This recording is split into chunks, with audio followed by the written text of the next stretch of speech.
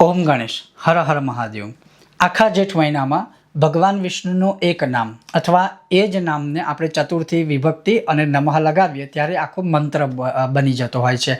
હવે એટલું સહજ સરળ નામ તમે ચાલતા ફરતા ઉઠતા બેસતા કોઈ પણ સમયે માનસિક રૂપે પણ તમે આમનું સ્મરણ કરી શકો છો અને આ સ્મરણ કરવા માત્રથી લક્ષ્મી નારાયણની કૃપા પ્રાપ્ત થાય છે, ભગવાન શ્રી હરિ વિષ્ણુની કૃપા પ્રાપ્ત થાય છે, આપણા પિતૃઓ તૃપ્ત થાય છે ને ઘણું બધું ફળ મળે છે। એ નામ એ મંત્ર કયો આજે એનો સત્સંગ આપણે કરીશું। જો તમને આ વિડીયો પસંદ આવે તો લાઇક કરજો, શેર કરજો અને ચેનલ પર નવા હોય તો સબસ્ક્રાઇબ કરજો।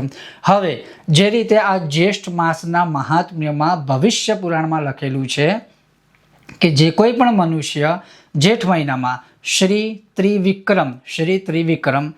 ત્રિવિક્રમ આ નામનું સ્મરણ કરે અથવા તો ખાલી ત્રિવિક્રમ નામનું પણ જો સ્મરણ કરે, ખાસ કરીને અહીંયા શબ્દ વાપર્યો છે શ્રી ત્રિવિક્રમ, પણ કદાચ ઉચ્ચારણમાં કોઈને કોઈ કન્ફ્યુઝન થતું હોય તો ત્રિવિક્રમ પણ ભગવાન શ્રી હરિનું જ નામ છે તો એ પણ સ્મરણ કરી શકો, પણ મૂળ છે શ્રી ત્રિવિક્રમ।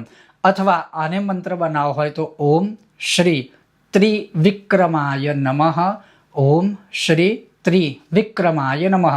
આનું યથાશક્તિ તમે મંત્ર જાપ કરશો અથવા કરો તો પણ ભગવાન શ્રી હરિ લક્ષ્મી નારાયણની કૃપા પ્રાપ્ત થાય છે, ભગવાન શ્રી વિષ્ણુનું ત્રિવિક્રમ સ્વરૂપ શ્રી ત્રિવિક્રમ સ્વરૂપ છે એમની કૃપા પ્રાપ્ત થાય છે અને દેવ ઋષિ મનુષ્ય પિતૃ બધા જ તૃપ્ત થાય છે જો આ જેઠ મહિનામાં ભગવાન શ્રી વિષ્ણુના આ નામ અથવા તો આ મંત્રનું સ્મરણ કરવામાં આવે તો।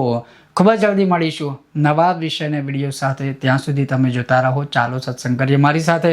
ઓમ ગણેશ હર હર મહાદેવ। ભારત માતાની જય।